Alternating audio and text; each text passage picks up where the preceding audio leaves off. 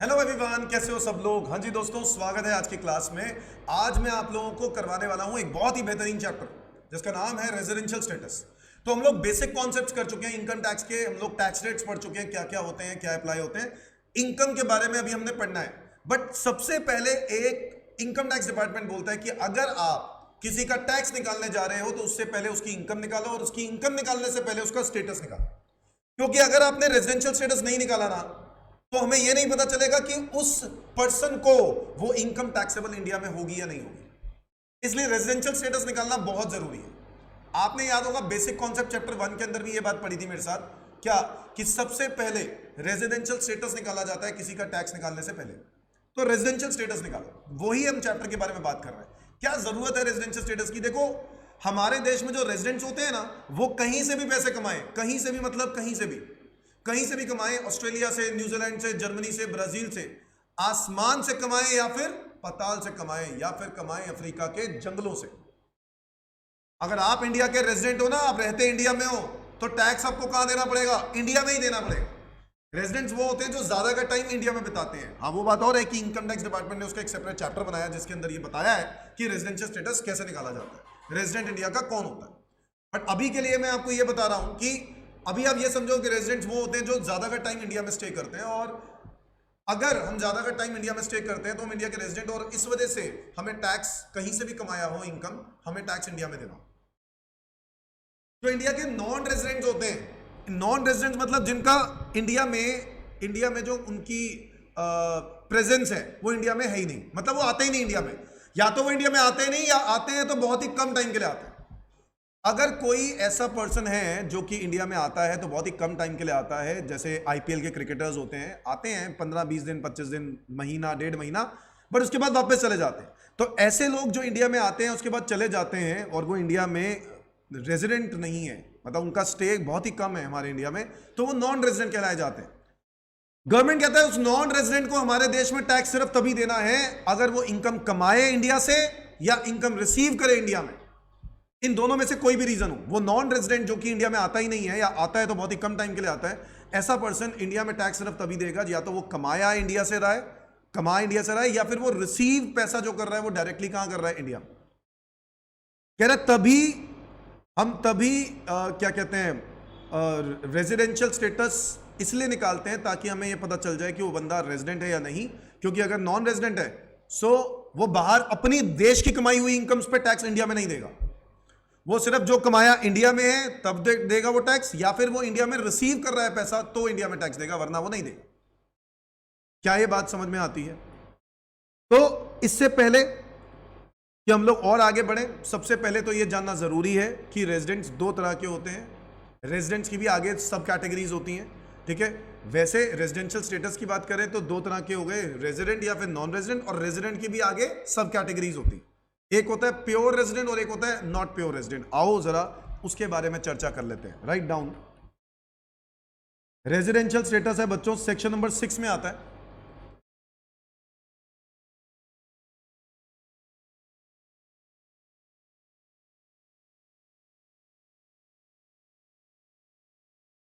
Section number 6(1) है residential status of individual. Section number 6(2) है residential status of HUF. 6(3) है residential status of company, और 6(4) में लिखा है अबाउट एनी अदर पर्सन। तो 6(1) is about individual, 6(2) is about HUF, 6(3) is about company, and 6(4) is about any other person, any other person। ठीक है जी। अब इंडिविजुअल इंडिया का या तो रेजिडेंट होगा, या तो इंडिविजुअल इंडिया का रेजिडेंट होगा, या फिर वो इंडिविजुअल इंडिया का नॉन रेजिडेंट होगा। क्या समझे? इंडिविजुअल जो होगा वो या तो इंडिया का रेजिडेंट होगा या फिर नॉन रेजिडेंट होगा, वो हम लोग फाइंड आउट करेंगे कैसे, ठीक है। और रेजिडेंट भी आगे दो कैटेगरीज के होते हैं, एक होता है resident and ordinarily resident,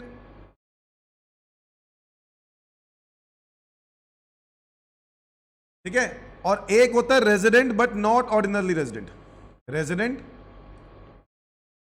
but not ordinarily resident.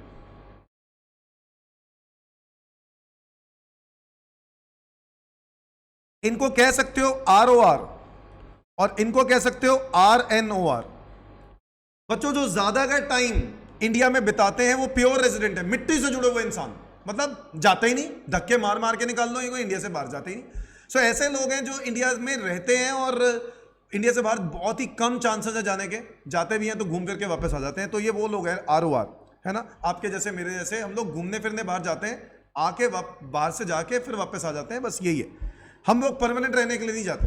कुछ लोग होते हैं जो उनका काम ही ऐसा होता है जिनको बाहर जाना पड़ता है रेगुलर बेसिस पे, तो हो सकता है वो कौन सी कैटेगरी में आ जाए, resident but not ordinarily resident. ठीक है, तो ये हो गया प्योर रेजिडेंट, मिट्टी से जुड़ा इंसान। ये इंसान बढ़िया है, मिट्टी से जुड़ा हुआ वाली बात नहीं करेंगे, बट हाँ जाता आता रहता है। और ये तो मैंने कहा ना इंडिया में आता ही नहीं, ये आता है तो बहुत ही कम दिनों के लिए आता है, नॉन रेजिडेंट। और मैंने आपको बताया रेजिडेंशियल स्टेटस हम इसलिए निकाल रहे हैं क्योंकि रेजिडेंट्स को तो हर तरह की इनकम पे टैक्स इंडिया में देना है, कहीं से भी कमाए, जबकि नॉन रेजिडेंट्स हमारे देश में सिर्फ टैक्स तभी देते हैं जब इनकम कमाते हैं इंडिया में या रिसीव इंडिया में करते हैं। क्या ये बात समझ में आती है? हिंदू अनडिवाइडेड फैमिली, बच्चों Hindu undivided family section number 6 clause 2 के अंदर आता है, और वहां पे ये बताया जाता है कि HUF भी इंडिया का या तो रेजिडेंट होगा या नॉन रेजिडेंट होगा, और रेजिडेंट भी आगे दो सब कैटेगरीज हैं, ROR और RNOR। जब मैं कंपनी की बात करता हूं तो कंपनी भी दो कैटेगरीज के हैं, एक रेजिडेंट होगी कंपनी या फिर वो कंपनी क्या होगी, नॉन रेजिडेंट।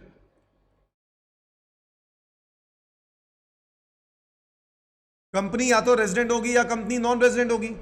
ठीक है, और कंपनी के आगे कोई सब कैटेगरीज नहीं होती। एनी अदर पर्सन में कौन कौन आ गए बच्चों, एनी अदर पर्सन में कौन आ गए, firm, AOP association of person, BOI, है ना, लोकल अथॉरिटी, जो बच गए थे वो वाले इसमें आ गए, और AJP artificial juridical person.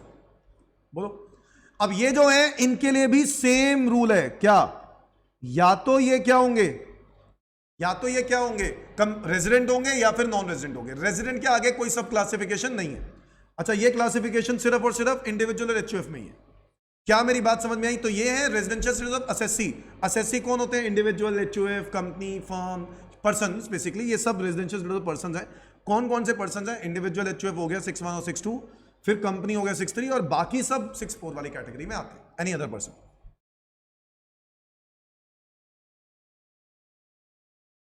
Now residential status of assessee कहता है income tax structure prevailing in India is such that the residents of India have to pay more tax, वही बताया था ना, कहीं से भी कमाओ, as compare to non residents of India. So it is very important to find out the residential status before calculating the tax liability of any person. तो किसी की भी टैक्स लायबिलिटी निकालने से पहले हमें उसका स्टेटस निकालना बहुत जरूरी होता है, क्योंकि रेजिडेंट्स को हमारे देश में टैक्स ज्यादा देना पड़ता है, नॉन रेजिडेंट्स को टैक्स कम देना पड़ता है। अब इसीलिए हम लोगों को जानना पड़ेगा कि रेजिडेंशियल स्टेटस इंडिविजुअल का निकालना कैसे। Residential status of individual section 6 clause 1 कह रहा है इंडिया का रेजिडेंट कैसे बनोगे। बच्चों दो कंडीशंस हैं, दो में से कोई भी एक कंडीशन पूरी कर गए ना तो आप इंडिया के रेजिडेंट। ये बेसिक कंडीशन है। क्या है वो कंडीशन? ये residential status on the basis of number of days of the stay in India, मतलब आप कितने दिन इंडिया में स्टे करते हो उस बेसिस पर हम आपका स्टेटस निकाल सकते हैं। कह रहा है individual is said to be resident of India if he or she satisfies any one or of the following two basic conditions. दो बेसिक कंडीशन है बच्चों ये वाली, क्या, एक A और एक B, दोनों में से कोई एक पूरी करने पर आप इंडिया के क्या माने जाओगे, रेजिडेंट। जैसे पहली कंडीशन है कि अगर आपका स्टे 182 डेज और मोर हो गया, कितना, 182 days or more during the relevant previous year. जिस प्रीवियस ईयर की हम बात कर रहे हैं, जिस प्रीवियस ईयर की हम इनकम पे टैक्स लगाने जा रहे हैं ना, उस प्रीवियस ईयर में अगर आपका स्टे 182 डेज और मोर है तो आप इंडिया के रेजिडेंट हो। 182 कैसे निकाला होगा भाई, 365 दिन होते हैं पूरे साल भर में, अगर मैं इसको डिवाइड बाय 2 कर दूं तो ये करीब 182.5 ही तो बनेगा। सो अप्रोक्सीमेटली वो कहते हैं आधा साल भी अगर आप इंडिया में रहते हो तो आप इंडिया के रेजिडेंट माने जाओगे। सर बच्चे के दिमाग में सवाल आ रहा है, सर क्या ये 182 डेज कंसेक्यूटिव है? नो बेटा, कहने का मतलब ये है कि मान लो आप अप्रैल मंथ में इंडिया में थे, मई में चले गए, फिर जून में आ गए, फिर जुलाई में चले गए, फिर अगस्त में आए, फिर सितंबर में चले गए। इस तरीके से अगर आप करते भी रहे हो कोई दिक्कत नहीं है, हमें टोटल स्टे देखना है 182 डेज एग्रीगेट, ये नहीं देखना कितने दिन आप जा रहे हो। Is that clear to India everyone? So if is in India for 182 days or more during the relevant previous year, या तो ये condition, number 2 60 days or more during the relevant previous year. अब तुम्हारे दिमाग में आएगा सर जब 60 days में ही इंडिया का अगर रेजिडेंट बन जाएगा तो 182 वाला तो कोई रेलेवेंस ही नहीं हुआ, क्योंकि दोनों में से कोई एक पूरी करनी है, तो मैं ऑब्वियसली ये वाली पूरी कर लूंगा। हाँ बिल्कुल सही बात है, बट अगर आप इंडिया में हो, अगर आपका 60 दिन या उससे ज्यादा का स्टे इंडिया में है during the relevant previous year, उसके साथ एक अटैच्ड कंडीशन है, ध्यान से देखो, and 365 days or more during the 4 previous years immediately preceding the relevant previous year. 365 दिन पिछले 4 सालों में immediately preceding the relevant previous year. Is that clear to everyone? Previous year से पहले के 4 साल, उन 4 सालों में 365 दिन का स्टे होना चाहिए। चलो मैं आपको एक टॉपिक ऐसे करके दिखा देता हूं, ये देखो, मान लो आप 2023-24 में आपका स्टे है 92 डेज, 22-23 में है 110 डेज, 21-22 में है 80 डेज, 20-21 में है 40 डेज और 19-20 में है 250 डेज। कुछ इस तरीके से आपका स्टे रहा है। हम इस साल में रेजिडेंशियल स्टेटस चेक कर रहे हैं 2023-24, तो 182 डेज वाली कंडीशन तो मैच नहीं हो रही। बोलो हो रही है क्या? नहीं हो रही। 60 डेज वाली हो सकती है, ये तो हो गई, 60 डेज तो हो गया इस प्रीवियस ईयर में, बट पिछले 4 सालों में, उन 4 सालों को बिल्कुल पिछले प्रीवियस ईयर 4 देखना है, इमीडिएटली प्रीसीडिंग। तो अगर 23-24 को छोड़ के 22-23, 21-22, 20-21, 19-20 देखें ना, तो अगर इन 4 सालों में मिला के 365 से ज्यादा बन गए ना, तो आप इंडिया के क्या बन जाओगे? रेजिडेंट। तो 110 प्लस 80 प्लस 40 प्लस 250, ये टोटल बन गए बच्चों 480 दिन। कितने बन गए? 480 डेज। और क्योंकि आपका स्टे 480 डेज का इंडिया में हो गया, आप इंडिया के रेजिडेंट हो, क्योंकि 365 डेज से ज्यादा हो गया। हाँ या ना दोस्तों? हो गए ना? इस वजह से आप इंडिया के क्या माने जाओगे? रेजिडेंट। समझ गए? सो 2 कंडीशंस होंगी, दोनों में से कोई एक पूरी करने पर आप इंडिया के रेजिडेंट हो जाओगे। ये है residential status according to stay of India, मतलब स्टे कितना करते हो आप इंडिया में, उसके ऊपर डिपेंड करता है।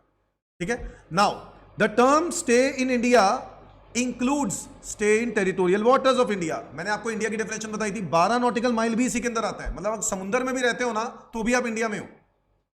Even the stay in the ship or boat in territorial waters of India would be sufficient to make the individual resident in India.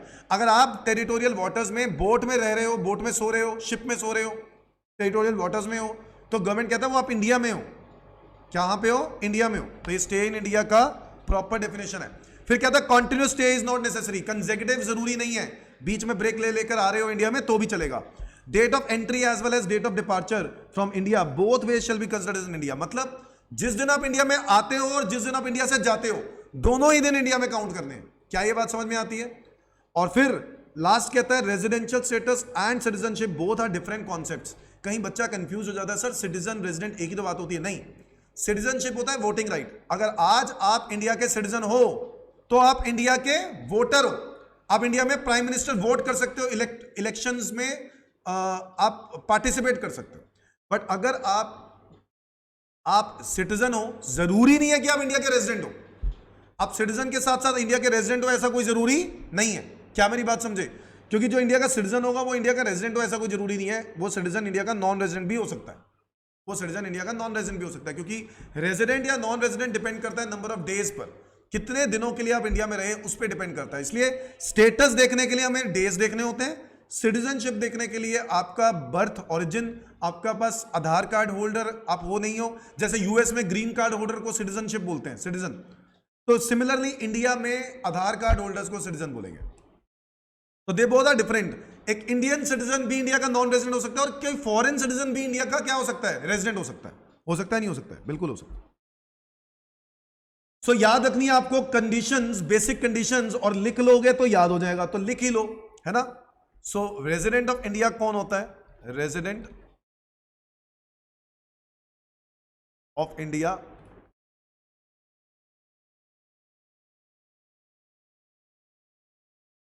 Basic condition, जिसमें एनी 1 आउट ऑफ 2 पढ़नी है, एनी 1 आउट ऑफ 2 याद कर मतलब पूरी करनी है। कितना? Stay in India for 182 days or more in relevant previous year. इसके अलावा नंबर 2, stay in India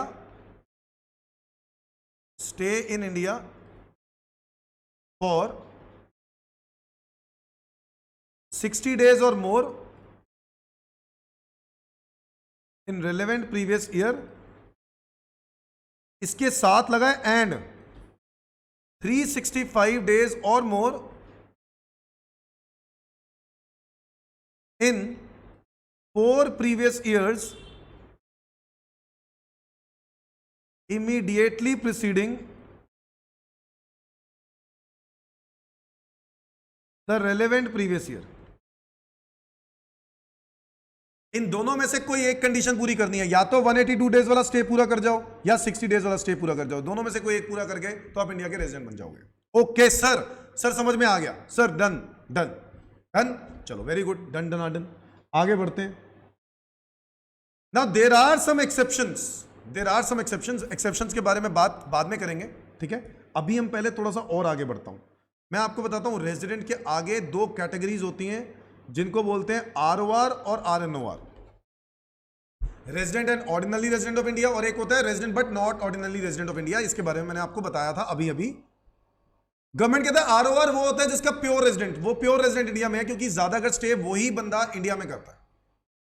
सो अगर कोई इंडिविजुअल सेटिस्फाई करता है बोथ द एडिशनल कंडीशंस, अच्छा वहां पर क्या लिखा था? एनी वन आउट ऑफ 2, यहां पे क्या लिख रहा है? Both the additional conditions, then he or she will be treated as ROR of India.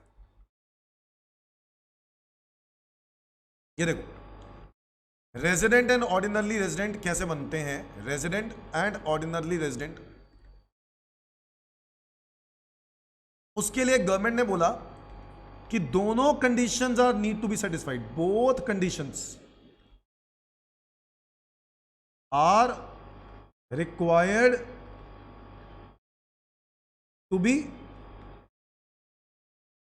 Satisfied. Both conditions are required to be satisfied. ROR prove करने के लिए both conditions are required to be satisfied, समझ गए?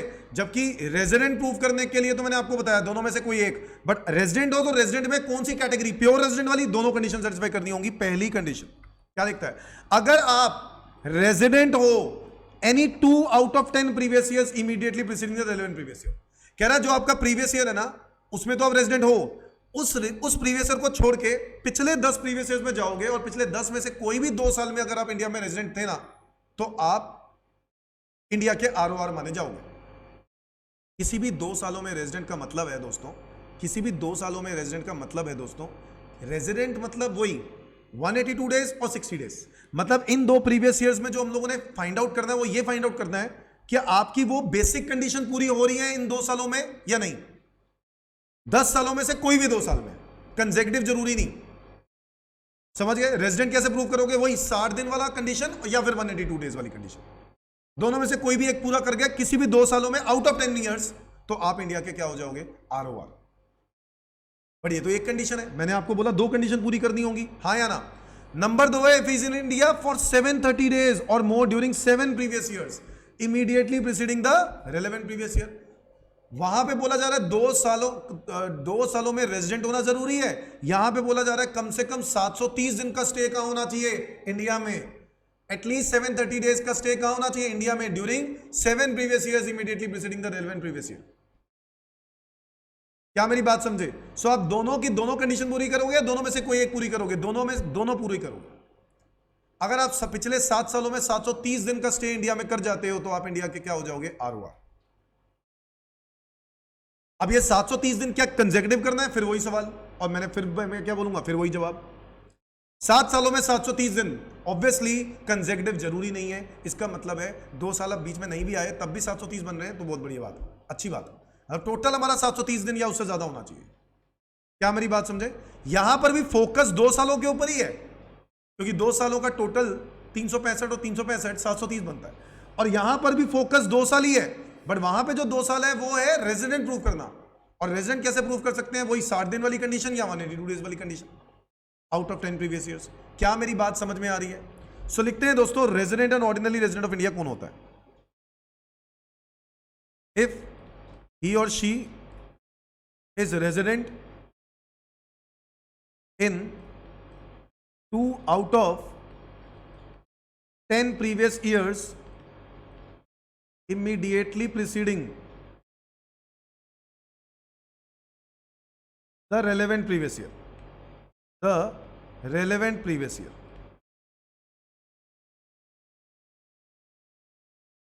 Relevant previous year से पिछले 10 सालों में, relevant previous year से पिछले वाले सालों के 10 पिछले वाले 10 सालों में कोई भी 2 साल आपको रेजिडेंट प्रूफ करना है। रेजिडेंट कैसे प्रूफ करते हैं? वही, या तो 60 डेज वाली कंडीशन या 182 डेज वाली कंडीशन, हाँ या ना।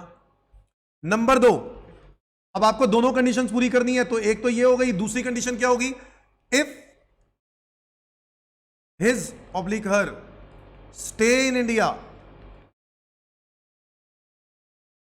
Is 730 days or more in 7 previous years immediately preceding the relevant previous year. So relevant previous year से पिछले 7 सालों में 730 दिन का स्टे पूरा करना है। Is that clear? पिछले 7 सालों में 730 दिन का स्टे पूरा करना है। 2 out of 10 previous year resident, या 7 सालों में 730 दिन, या कह रहा हूं सॉरी, दोनों की दोनों कंडीशंस पूरी करनी है। इनको हम बोलेंगे एडिशनल कंडीशंस। क्या बोलेंगे? Additional conditions. वो थी बेसिक कंडीशंस, ये है एडिशनल कंडीशंस। ये दोनों पूरी एडिशनल कंडीशन पूरी करके आप इंडिया के आरओआर बन जाओगे। अगर इन दोनों कंडीशन में से कोई एक पूरी हो रही है, एक नहीं हो रही, तो आप आरओआर नहीं होगे, resident but not ordinary resident होगे। क्या आपको ये बातें समझ में आ रही है? तो याद रहे मेरी कुछ बताई हुई बातें, एक बार फटाफट रिवाइज करते हैं। रेजिडेंट ऑफ इंडिया वो होता है, रेजिडेंट ऑफ इंडिया वो होता है जो 182 days or more during the relevant previous year पार कर जाए, स्टे कर जाए। Number 2, 60 days or more during the relevant previous year and 365 days or more during 4 previous years immediately preceding the relevant previous year. ये दोनों की दोनों में से कोई एक कंडीशन पूरी करने पर आप इंडिया के क्या बन जाओगे? रेजिडेंट। रेजिडेंट बन गए। अब आप चेक करोगे आरओआर हो या नहीं, तो उसके लिए आपको 2 कंडीशन दी जाएंगी और दोनों की दोनों पूरी करनी होंगी। पहली 7 सालों में 730 दिन और दूसरी 2 प्रीवियस ईयर्स में resident out of 10 previous years. दोनों ही केसेस में इमीडिएटली प्रीसीडिंग वर्ड लिखा है। इसका मतलब है उस प्रीवियस ईयर को छोड़ के कि उस प्रीवियस ईयर में रेजिडेंट तो आप हो ही। हम चेक कर रहे हैं आप ऑर्डिनरली रेजिडेंट हो या नहीं। क्या ये बात समझ में आती है? आओ एक एग्जांपल कराता हूं। मान लेते हैं, एक क्वेश्चन कराता हूं। मान लेते हैं मिस्टर एक्स जो है वो 2023-24 में 150 डेज रह रहा है, 22-23 में 40 डेज हैं, 21-22 में 100 डेज हैं, 20-21 में 60 डेज हैं, 19-20 में 90 डेज हैं, 18-19 में 150 डेज हैं, फिर 17-18 में 200 डेज हैं, फिर 16-17 में 40 डेज हैं, 15-16 में 30 डेज हैं, 14-15 में हमें 10 साल लेके जाने ना, 1 2 3 4 5 6 7 8 9 10, तो 14-15 है। उसमें आप लोग लगा लो 100 दिन है और 13-14 में भी लगा लो 100 दिन है। इस तरीके से उसका स्टे रहा है। हमें निकालना है, मेरे को नहीं पता, मैं तो बस एक एग्जांपल बना दिया आपके सामने, जैसे मर्जी दिन लगा दिए अपनी मर्जी से। आपको बताना है कि वो इंडिया का रेजिडेंट है या नहीं, और फिर रेजिडेंट है तो कौन से वाला। तो अगर तो आप वीडियो को पॉज करके पहले ये सॉल्व कर लो तो बहुत बढ़िया, अगर नहीं कर पा रहे हो तो फिर देख लो। ये देखो 60 डेज और मोर तो पूरा हो गया, तो बन गया रेजिडेंट। रेजिडेंट तो हो गया कैसे? 60 डेज और मोर, और पिछले 4 सालों में क्या होना है? 365। अच्छा रेजिडेंट नहीं हुआ अभी, सॉरी रेजिडेंट नहीं हुआ।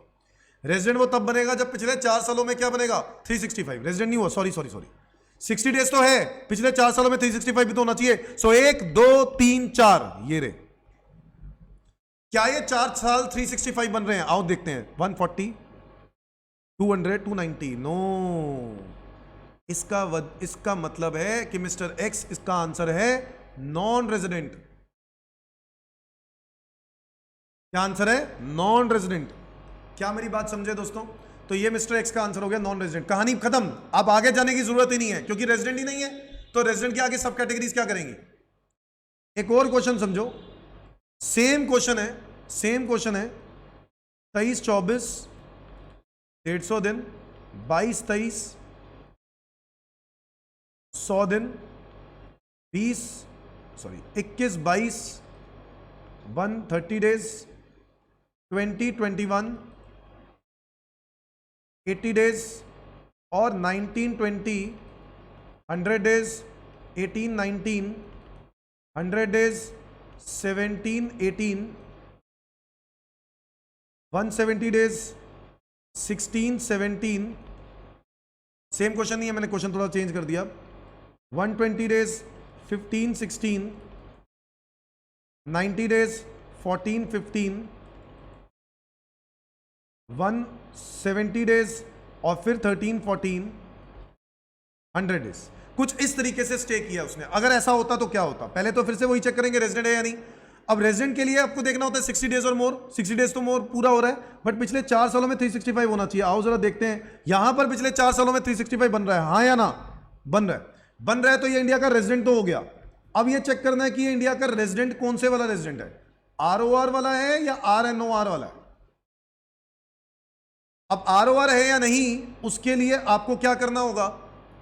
ROR है या नहीं, उसके लिए क्या करना होगा? 7 सालों में 730 देखना होगा। तो आओ जरा देखते हैं। 1, 1, 2, 3, 4, 5, 6, 7। अब 7 सालों में 730 देखने हैं, तो इन 7 सालों का करें total. 100 plus 130 plus 80 plus 100 plus 100 plus 170 plus 120, ये बन रहे हैं बच्चों 800 दिन। कितने बन रहे हैं? 800 दिन बन रहे हैं। और मुझे चाहिए थे पिछले 7 सालों में 730 दिन, तो बन गए हैं। मेरा ये वाली कंडीशन तो पूरी हो गई है। अच्छा, दूसरी एक और एडिशनल कंडीशन है, 2 previous years out of 10 previous year resident होना चाहिए। अब मुझे एक एक करके ये चेक करना पड़ेगा मैं किसी भी एक साल में रेजिडेंट बन रहा हूं या नहीं बन रहा हूं पिछले 10 सालों में। तो 22, 23 में देखा 60 डेज और मोर बन रहे हैं, बट पिछले 4 सालों में 365 बन रहे हैं। 1, 2, 3, 4, इन 4 सालों में 365 बनने चाहिए। 130, 80, 100 और 100, यस बन रहे हैं। इस वजह से मैं कह सकता हूं कि मिस्टर वाई क्या है? रेजिडेंट है 22, 23 में। अब ऐसे ही मैं चेक करता हूं 21, 22 का भी। तो 21, 22 में अगर चेक करूं तो 130 है, 60 डेज से ज्यादा हो गया। 1, 2, 1, 2, 3 और 4। और मैं चेक कर पा रहा हूं कि इन 4 सालों का मैं मिला दूं तो ये 365 से ज्यादा बन जाएगा। इसलिए इन 2 सालों में रेजिडेंट में हो गया आउट ऑफ 10 प्रीवियस ईयर्स। और मुझे तीसरे साल देखने की जरूरत ही नहीं है क्योंकि मेरा कंडीशन फुलफिल हो गया। अब मैं इंडिया का क्या बन गया हूं? ROR। क्या बन गया हूं? ROR। तो मेरा आंसर इस केस में होगा ROR of India. Is that clear? आओ जरा एक क्वेश्चन दिखा देता हूं आपको। तो ये सब्जेक्टिव क्वेश्चंस में क्वेश्चन नंबर 1 है, a citizen of Africa has been staying in India since 1980। 1980 से इंडिया में रह रहा है। He leaves India on 16th of July 2023 on a visit to Africa and returns on 4th of January 2024. Determine the residential status for the assessment year 24-25. So करें इस question को, आओ जरा देखें।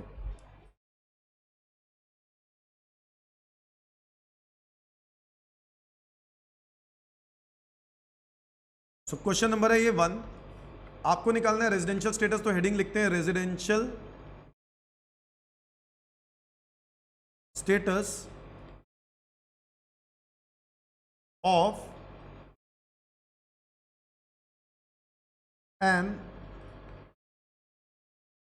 African citizen. ठीक है, मेरे को क्वेश्चन में नाम तो दिया नहीं हुआ तो मैं स्टेटस के ऊपर मैं हेडिंग लिखूंगा। हेडिंग लिखने के बाद मेरे को यहां पे लिखना होगा कौन से ईयर के लिए निकाल रहा हूं। तो फॉर द असेसमेंट ईयर 2024-25, जो मैं प्रेजेंटेशन बोल रहा हूं वैसे ही करना होगा। ठीक है, सबसे पहले स्टेप नंबर 1, वेदर रेजिडेंट और नॉन रेजिडेंट।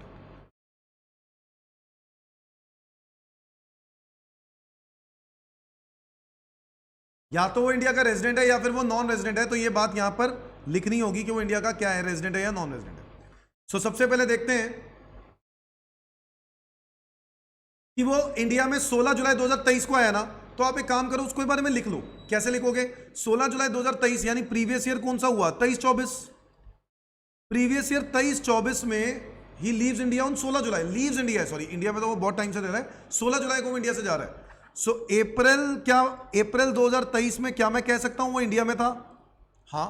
मई 2023 में क्या वो इंडिया में था? यस। कितना? 31। जून 2023 में क्या वो इंडिया में था? यस, 30। जुलाई में 16 तारीख को गया, और मैंने आपको बताया था जिस डेट पर वो इंडिया से बाहर जाएगा वो भी दिन इंडिया में काउंट करेंगे, तो ये 16 दिन। अगस्त है नहीं, सितंबर है नहीं, अक्टूबर है नहीं, नवंबर है नहीं, दिसंबर है नहीं, जनवरी को आया, 4 जनवरी को, तो जनवरी 2024 4 तारीख को आया, तो 4 को इंडिया में काउंट करेंगे। मैंने बताया था जिस दिन जाएंगे और जिस दिन आएंगे इंडिया में काउंट करेंगे, तो 4 तारीख को इंडिया में काउंट करेंगे। 31 में से, जनवरी में 31 दिन होते हैं, 31 में से 4 हटा दो, सॉरी 31 में से 3 हटा दो, तो माना जाएगा। देखो 4 तारीख को इंडिया में काउंट करना है, तो 3 दिन बाहर रहा, तो 31 - 3 कितने हुए? 28। 4 तारीख को वो इंडिया में आ रहा है, तो 4 को तो इंडिया में काउंट करना है, तो 31 जनवरी में 31 दिन होते हैं, 31 में से जितने दिन वो बाहर रहा है वो हटा दो, तो कितने दिन इंडिया में रहा वो पता चल जाएगा, तो 3 दिन बाहर रहा, 28। फेब 2024 बच्चों, फेब 2024 एक लीप ईयर है। क्या है ये? लीप ईयर है, और लीप ईयर में 29 डेज होते हैं। कितने होते हैं? 29 डेज होते हैं। लीप ईयर कैसे है याद रखना, जो 2024 होता है ना, जैसे 2024 2022, जो भी ईयर 4 से डिविजिबल हो उसको हम लोग समझ लो कि वो लीप ईयर है, ठीक है, क्योंकि हर 4 साल के बाद आता है leap year.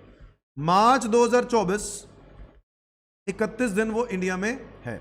So total stay में निकाल लिया मैंने, सो 30, 31, 30, 16, 28, 29 और 31, ये हो गए 195 डेज। अब मैं यहां पर लिख सकता हूं क्या? N African citizen has stayed in India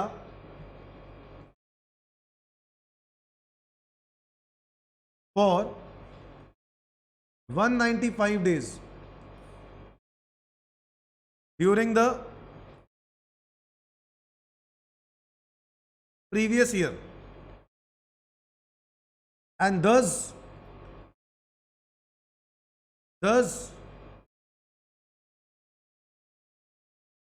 he fulfills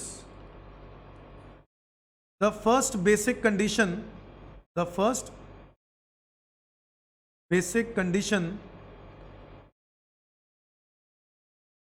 that is to stay in India for 182 days or more in the relevant previous year,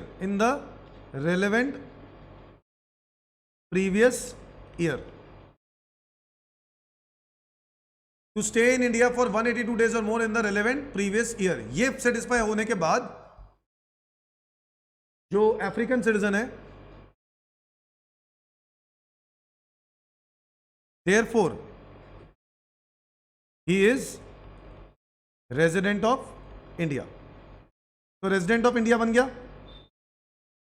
बच्चों याद रखना है आपको, वो कंडीशन जरूर मेंशन करनी है जो आप सेटिस्फाई कर पा रहे हो, ठीक है। तो मैंने दूसरी कंडीशन तो देखी नहीं, पहली कंडीशन ही सेटिस्फाई हो गई, आगे करने की जरूरत ही नहीं है। स्टेप नंबर टू हमारा क्या है? स्टेप नंबर 2 हमारा ये है कि ये चेक करना है कि वो कौन से वाला रेजिडेंट है, whether resident and ordinarily resident,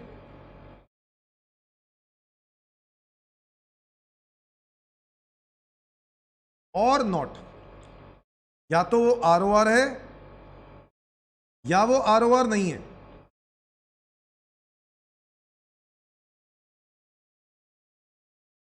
is that clear? या तो वो आरओआर है या आरओआर नहीं है। ऐसे केस में क्या करेंगे यार? देखो क्वेश्चन में साफ तौर पे लिखा हुआ है कि ये बंदा 1980 से इंडिया में है, since 1980।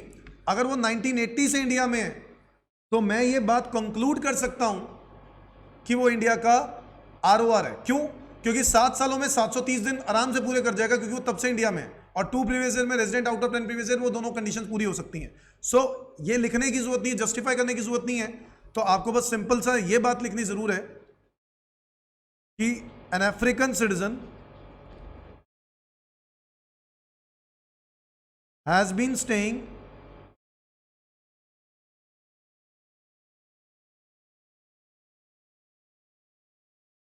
in India since 1980 and thus he satisfies both the additional conditions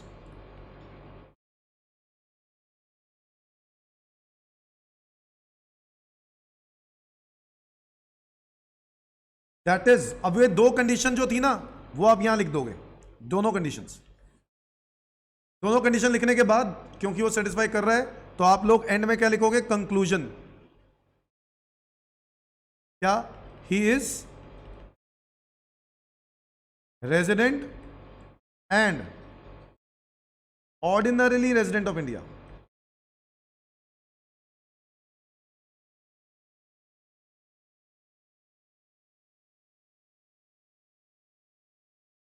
ROR of India, क्योंकि वो सारी कंडीशन पूरी कर रहा है। तो आपको बस यही बात लिखनी जरूरी थी कि वो 1980 से इंडिया में है ना।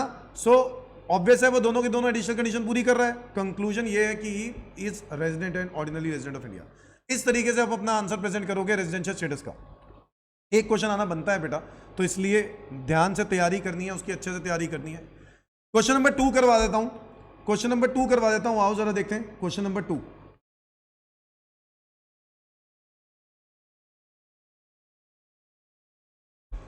Mr. Andrew Simons, an Australian cricketer, has been coming to India for 100 days every year. हर साल 100 दिन के लिए आ रहा है।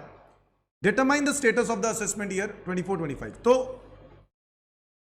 शुरुआत वैसे ही करेंगे, residential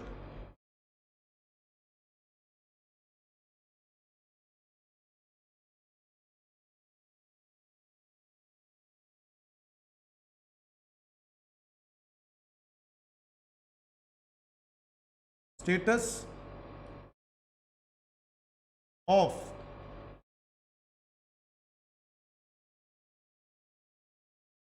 mister Andrew Symonds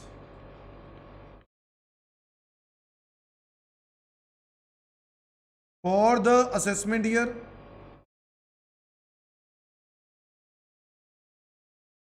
2024-25।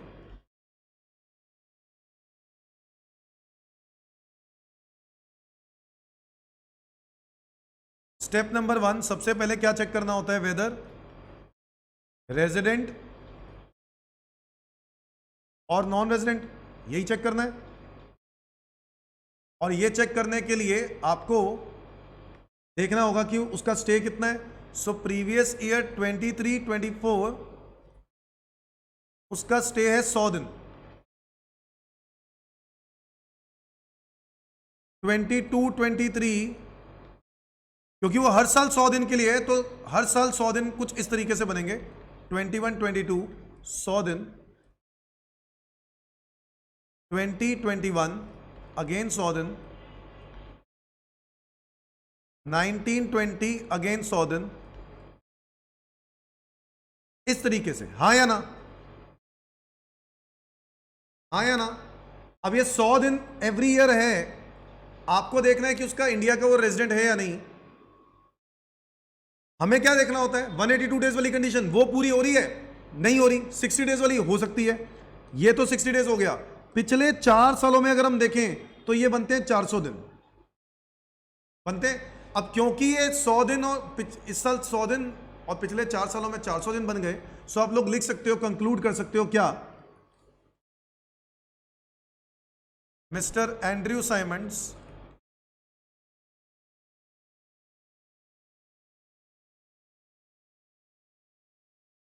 fulfills the second basic condition, the second basic condition, that is to stay in India for 60 days or more, 60 days or more in the relevant previous year, and 365 days or more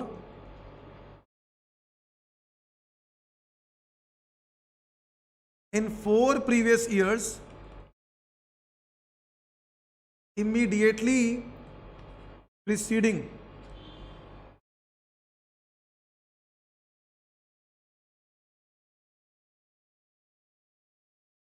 the relevant previous year. तो आपने वो लिख दिया कि second condition पूरी हो रही है, और वो वाली कंडीशन के साथ आपने पूरा का पूरा क्वेश्चन मतलब इसमें लिख दिया कि आप इंडिया के रेजिडेंट हो. So mister Andrew Simons fulfil the second condition. ठीक है, और therefore he is resident of India. तो वो इंडिया का रेजिडेंट है. Is that clear to everyone? वो इंडिया का रेजिडेंट है. ये बात हो गई क्लियर. ठीक है जी. अब आप रेजिडेंट हो गए. रेजिडेंट होने के बाद क्या चेक करना है कि आप इंडिया के आरओआर हो या नहीं. आप इंडिया के आरओआर हो या नहीं. तो step number 2, step number 2,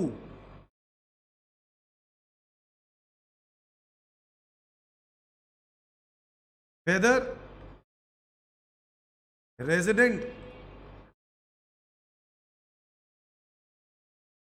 and ordinarily resident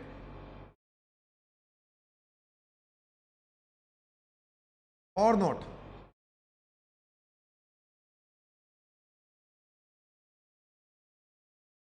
क्या इंडिया का आरओआर है या नहीं. और उसके लिए आपको क्या करना होगा, उसके लिए आपको क्या करना होगा,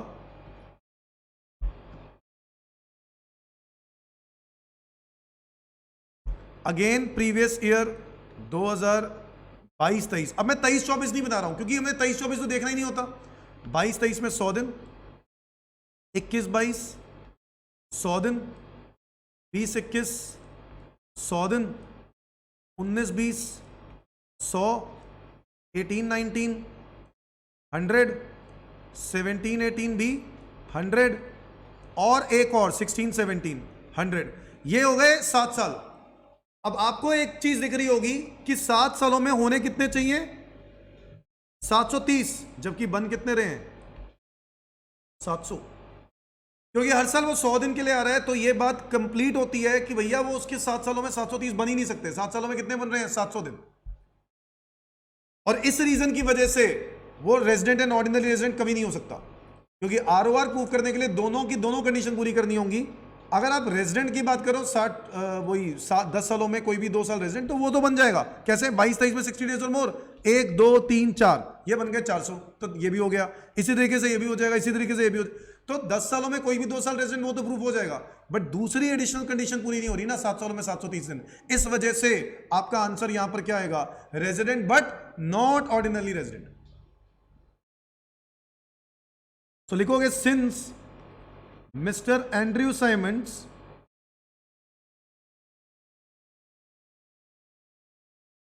has been coming to India for 100 days every year,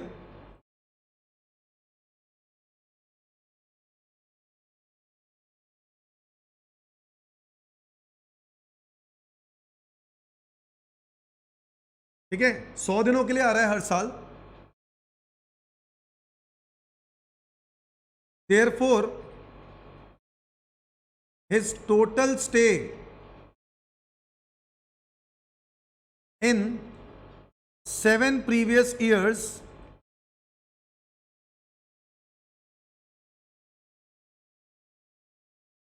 is 700 days in India.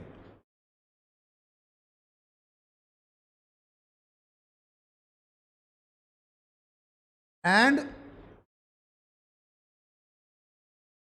he is not able to fulfill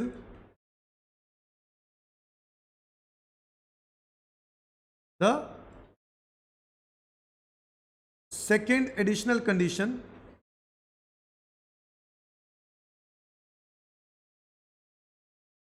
जो कि कौन सी थी, वही 730 दिन वाली कंडीशन लिख दी। और फाइनली आपको क्या लिखना होगा, कंक्लूजन। क्या लिखना होगा, conclusion.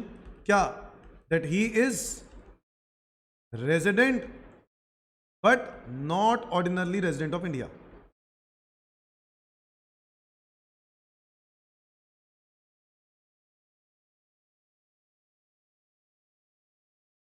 Is that clear everyone? तो इस तरीके से हमें कैलकुलेशन करनी है बच्चों एंड्रयू साइमंड्स के स्टेटस की। ये है हमारा रेजिडेंशियल स्टेटस और बस, ठीक है। तो इस तरीके से करना है। अब इसी का बी पार्ट है जिसमें लिखा है 100 दिन की जगह अगर ये 110 दिन होता तो क्या होता। हाँ, तो 7 सालों में 770 बन जाता, तो हो जाता रेजिडेंट एंड नॉन रेजिडेंट। तो ये आंसर सही है। सो 2 का ए हो गया, 2 का बी हो गया, ठीक है। बी का आप लिख लोगे अपने आप। आप लोगों ने क्या करना है, आपको कुछ क्वेश्चन दे रहा हूं होमवर्क में, आप लोग वो क्वेश्चन करोगे। क्वेश्चन नंबर 3 होमवर्क में लिखो, 4 आप कर सकते हो होमवर्क में। 4th क्वेश्चन 3 4 के बाद 3 4 के बाद